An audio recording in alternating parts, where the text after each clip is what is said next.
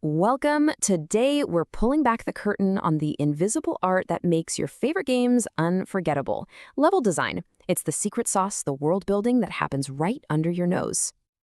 So let's just dive right in. What really separates a good game from a truly great one? A lot of the time, it's not the mechanics or the graphics.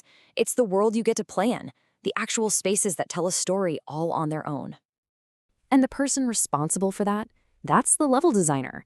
You can think of them as the true architects of your experience, carefully crafting every single moment you spend in that game world.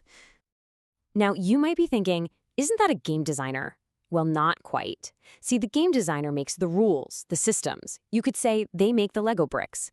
But the level designer is the one who takes those bricks and builds the incredible spaceship, the haunted castle, the whole experience.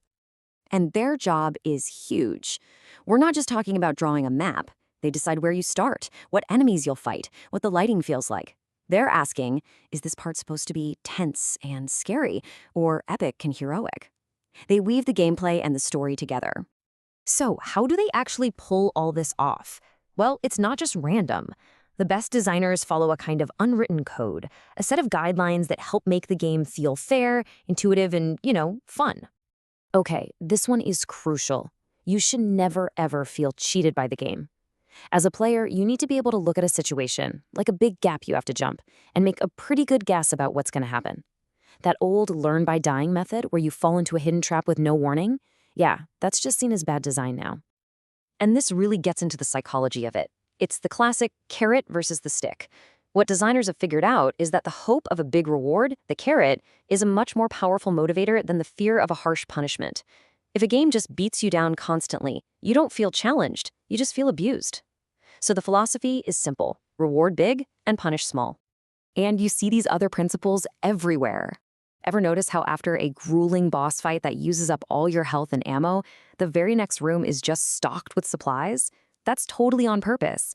The game is designed to push you to your limit and then give you what you need to recover. It's all about creating that satisfying challenge where in the end, you get to be the hero. All right, so with those ideas in mind, how do designers actually build these spaces? The physical layout, the actual architecture of the level, is one of their most powerful tools for shaping your journey. Let's look at 4 of the most common blueprints. You've got your linear path. Think of it like a train on a track, just pushing you forward. Then there's the ring, which is pretty obvious in something like a racing game.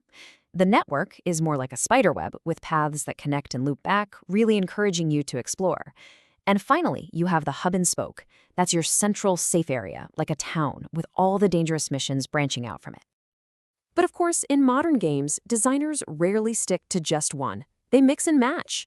Think about a huge open-world game. It might be a giant network to explore freely, but the main story quest is a linear path that guides you through it. And inside that world are hub cities. It's this blend that gives you both that sense of freedom and a clear direction.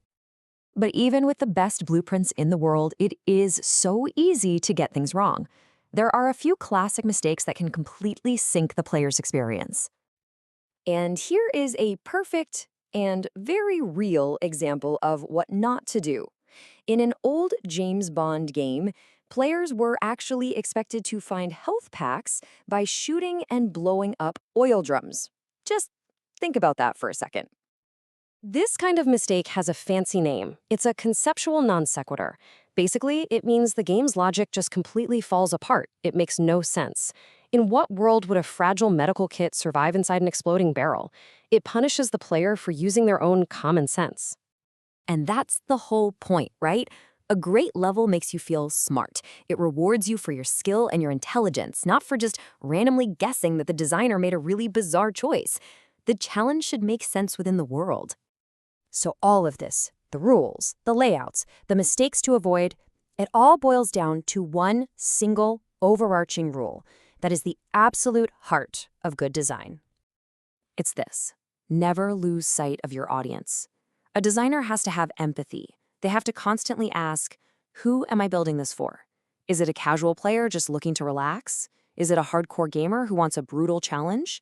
Every single decision has to be made with that player in mind. So the next time you're playing a game, I want you to try something. Just stop for a second and look around. Notice where the path is leading you. Pay attention to where the enemies are placed. You can start to see the choices, the hidden language of the level. You can spot the work of the unseen architect.